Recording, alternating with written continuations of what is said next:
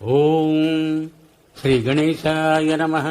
ఓం శ్రీ గురుభ్యో నమః. ఓం శ్రీ మహాగాయత్రీమాత్రే నమః. శ్రీ మహాగాయత్రీమాత యూట్యూబ్ ఛానల్కు శ్రోతలందరికీ సాదర స్వాగతం. ఆహ్వానించువారు కాశీవజ్ర సుబ్రహ్మణ్య శర్మ, నిడదవోలు. యజ్ఞపురుషుడు దశరథునకు పాయసపాత్ర బహూకరించుట.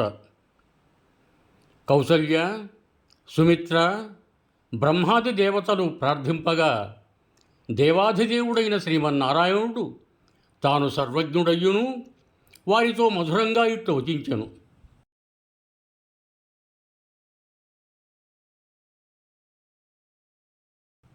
ఓ దేవతలారా, దురాత్ముడైన ఆ రావణుని చంపుటకు ఉపాయములు తెలుపుడు. దానిని అనుసరించి ఆ ఋషికంటకుని హతమార్చెదను. నిత్యుడైన శ్రీ మహావిష్ణువు యొక్క వచనములకు దేవతలు ఎల్లరూ ఇట్లు ప్రత్యుత్తరమిచ్చిరి. ఓ శత్రు సంహారక, నీవు మానవుడుగా అవతరించి యుద్ధమున ఆ రావణుని రూపుమాపము. పూర్వము అతడు దీర్ఘకాలము తీవ్రముగా తపమరణించెను. సృష్టికర్తయు దేవతలలో పెద్దవాడు అయిన బ్రహ్మ వాని తపమునకు సంతుష్టుడాయను. సంతుష్టుడయ్యున్న బ్రహ్మ నుండి ఆ రాక్షసుడు మానవుని వలన తప్ప ఏ ఇతర ప్రాణి నుండి తనకు మృత్యుభయము లేకుండునట్లు వరమును పొందెను. మానవుల ఎడ వానికి గల చులకనాభావమే అందున కారణము. ఈ విధముగా పితామహుని వలన వరము వలన గర్వితుడై ఆ రాక్షసుడు ముల్లోకములను పీడించుతున్నాడు. స్త్రీలను కూడా కించపరుచుతున్నాడు. కావున ఓ అరిశూధన, మానవుల వలననే అతడు మరణించడం సంభవము. సమస్త ప్రాణులకును ఆధారభూతుడైన శ్రీ మహావిష్ణువు దేవతల యొక్క ఈ మాటలను ఆలకించి దశరథ మహారాజునకు పుత్రుడై జన్మించుటకు నిశ్చయించుకొనెను. ఆ సమయమున మహాపరాక్రమవంతుడు శత్రు సంహారకుడు అయిన దశరథుడు పుత్రుడు లేక తపన పడుచుండెను. పుత్రప్రాప్తికై అతడు పుత్రకామేష్టి అను యాగమును ఆచరించెను. విష్ణుమూర్తి మానవుడుగా అవతరించుటకు నిశ్చయించుకొనెను. పిమ్మట దేవతల మహర్షుల పూజలను అందుకొని బ్రహ్మదేవుని వీడ్కొని శ్రీ మహావిష్ణువు అంతర్ధానమాయెను. దశరథుని యొక్క ఆ యజ్ఞకుండము నుండి సాటిలేని తేజస్సులతో కూడిన ఒక దివ్య పురుషుడు ప్రత్యక్షమాయను. అతడు మహాబలపరాక్రమ సంపన్నుడు, కృష్ణవర్ణముతో విరాజిల్లుచున్నవాడు. అతడు ఎరుపు వస్త్రములను ధరించి ఉండెను. అతని ముఖము ఎర్రగా ఉండెను. అతని కంఠస్వరము దుందుభి ధ్వనివల గంభీరమైనది.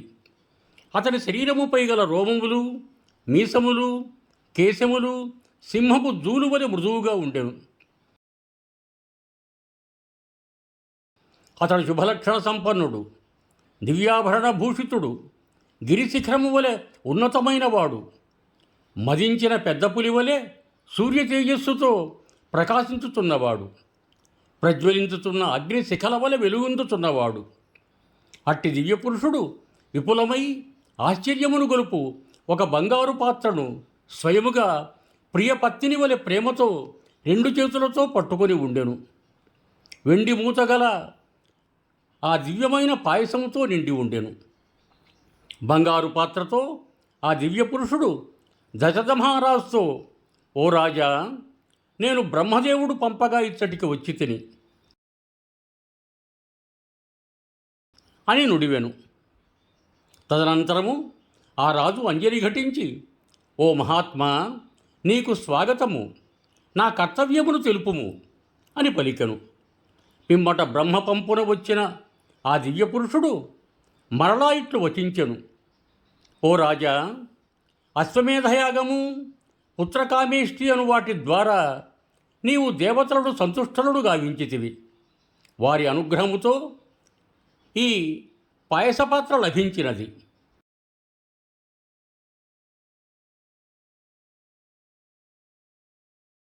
ఓ నరేంద్ర, ఇది దివ్యమైన పాయసము, సంపత్కరము, ఆరోగ్యమును వృద్ధి చేయునది. అంతేకాదు ఇది సంతానమును ప్రసాదించును. దీనిని స్వీకరింపుము. ఈ పాయసమును నీ ప్రియపత్నులకు భుజింపవలసినదిగా వచింపుము.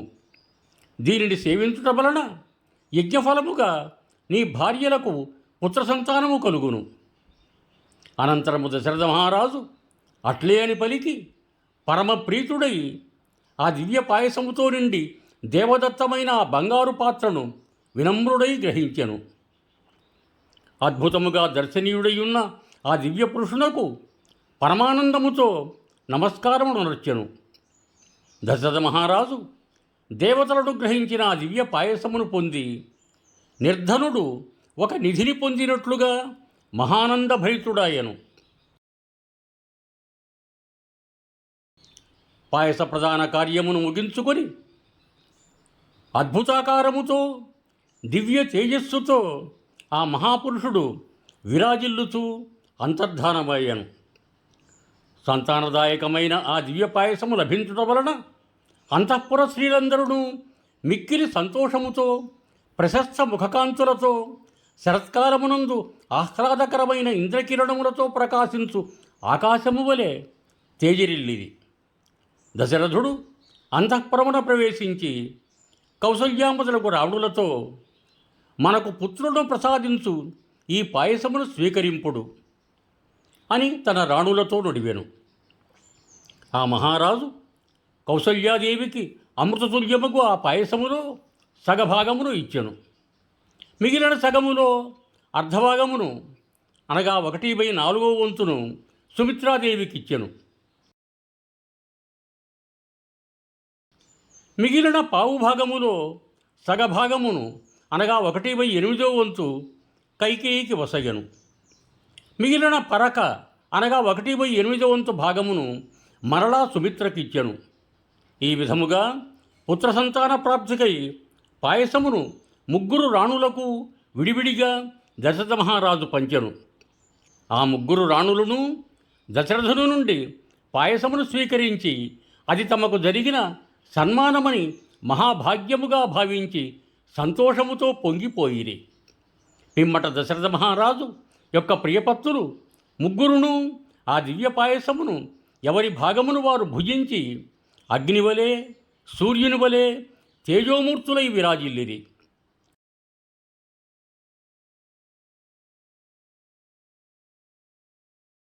అచిరకాలములోనే వారు గర్భవతులైరి. తదనంతరము దశరథుడు గర్భవతులైన తన భార్యలను చూచి స్వస్థచిత్తుడై స్వర్గమునందు ఇంద్రాది దేవతలచే సిద్ధులచే ఋషిగణములచే పూజింపబడిన విష్ణువులే సంతోషపడెను.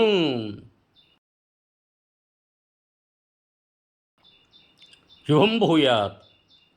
సర్వే జనా సుఖినో భవంతు. ధన్యవాదములు. మీకు నా ఈ వీడియో నచ్చినట్టయితే దయచేసి ఒక లైక్ కొట్టి నా ఛానల్ను సబ్స్క్రైబ్ చేయ ప్రార్థన. మీ బంధుమిత్రులకు నా ఈ వీడియోలను షేర్ చేయండి. మరొక్క మారు ధన్యవాదములతో భవదీయుడు కాశీవజ్ర సుబ్రహ్మణ్య శర్మ, నిడదవోలు, తూర్పుగోదావరి జిల్లా.